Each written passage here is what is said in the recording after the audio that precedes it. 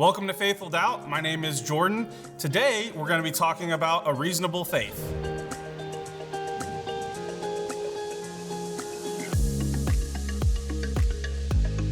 Our question today comes from Lori Hummel, and she asks, what is the relationship between reason and faith?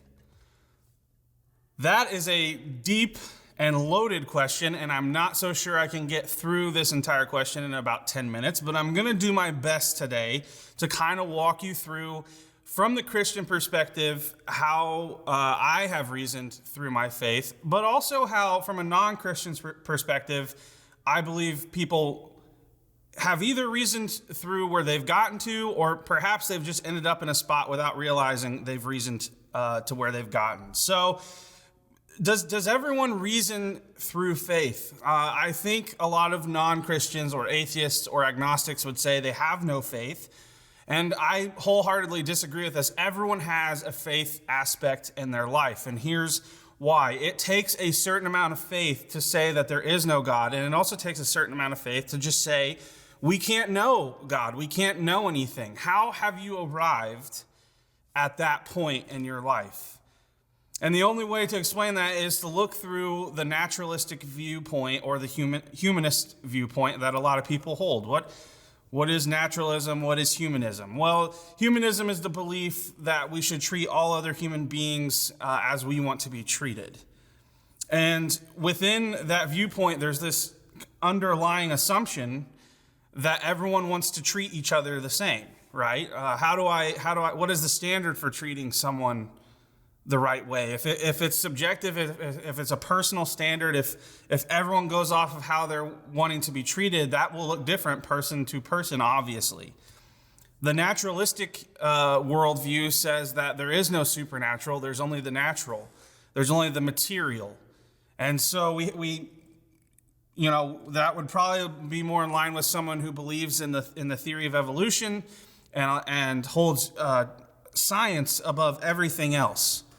And I'm not saying that people that do that are bad or something like that. It's just that's probably their worldview, that science is above everything else. This is where we get truth and fact from, is science. But the problem with the naturalistic view is then you must believe that we've gotten to this point in our human evolution only because of the strong have defeated the weak and actually, consumed the weaker throughout billions of years. The stronger organism has defeated and eaten and consumed the weaker organisms. And so the question must be asked, why wouldn't we continue to do that today? Because I think most people, if not all people that are naturalists or humanists, would say we're supposed to value the rights of other humans and we're supposed to love others. Well, that doesn't really fit with the naturalist viewpoint, in my opinion. If at the end of all time and all things, the earth is about 5 billion years old and the sun has like 15 billion more years of life, or maybe 50, I've lost the number there. However many more billions of years the sun's going to be around, eventually it's going to die. And everything we know and all of our history and every single person is just going to end up as worm food. Why does it matter what I do in this life? If everything just kind of goes away and nothing really matters and everything is random, why does it matter what I do with my life? Should I not just do what makes me happy?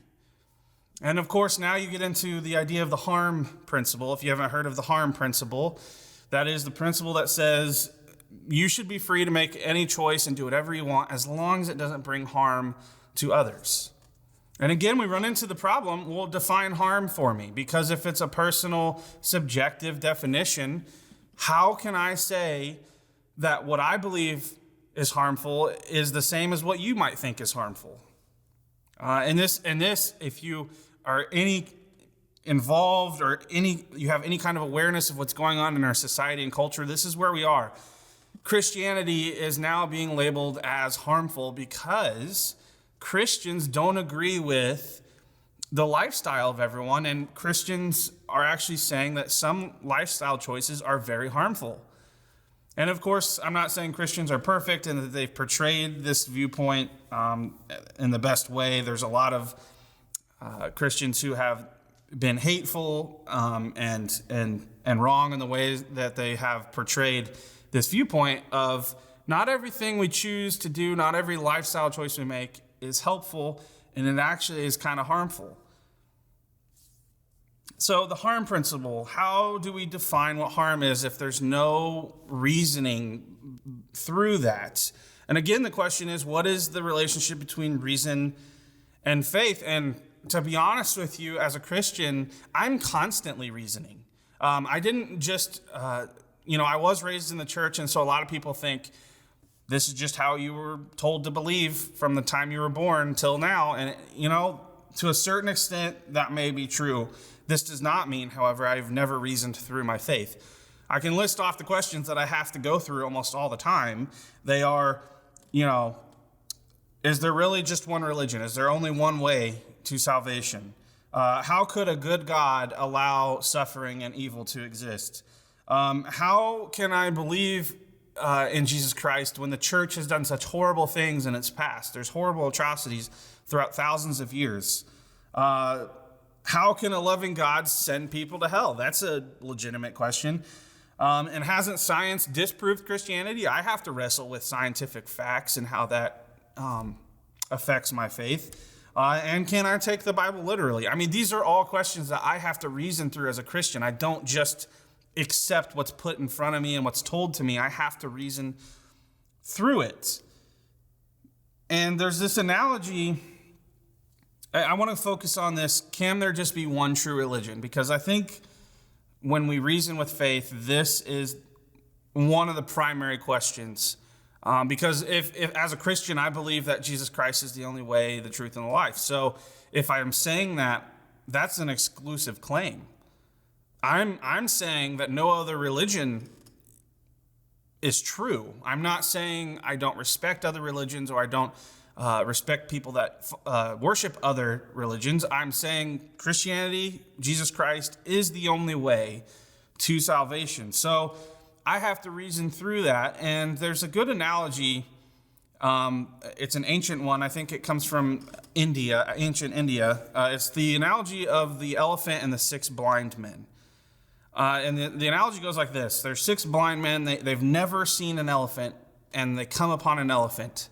And so one of the blind men feels the tail of the elephant, and to him, an elephant feels like a snake or a rope.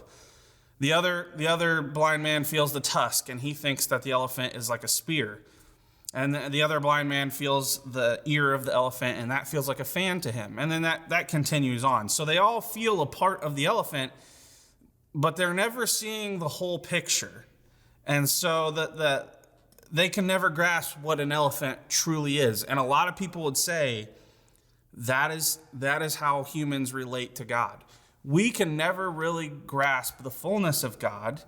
And so every religion is actually equal, and we all have these different parts of God, and that's how we're seeing it. But the problem with the analogy is the person making the assertion that all religions are equal would therefore have to have the big picture.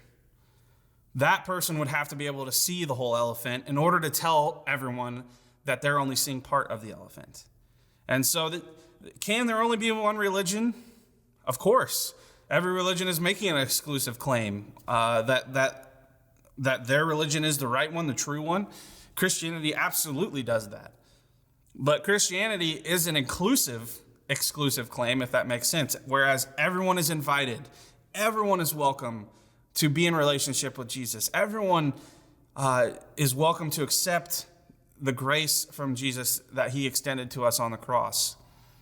But these are things that I have to reason with. So to sum up Lori's question today, what is the relationship between reason and faith? I'm always reasoning through my faith. Everyone has a certain amount of faith and a certain amount of reasoning.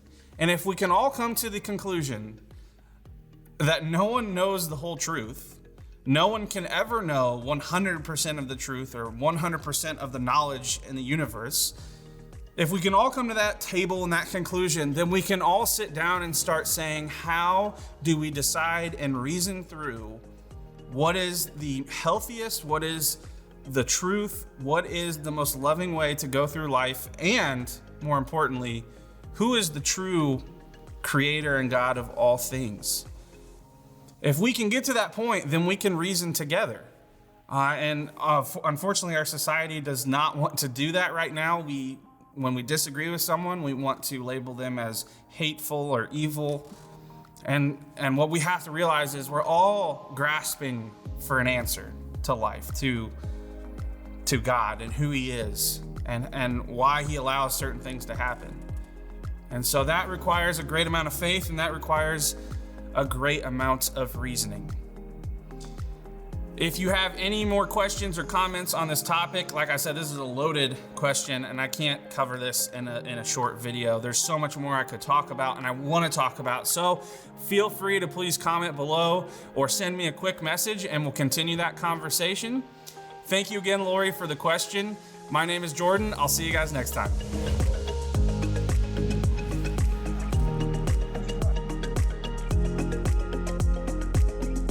Thanks for listening to this week's episode. If you'd like to see more, you can go over to our Facebook page and request to join there, or you can watch any of our episodes on YouTube, or you can check us out on Instagram and TikTok now. Or if you just like the audio and you'd like to listen, you can find us on any of your favorite podcast platforms. I'll see you guys next time.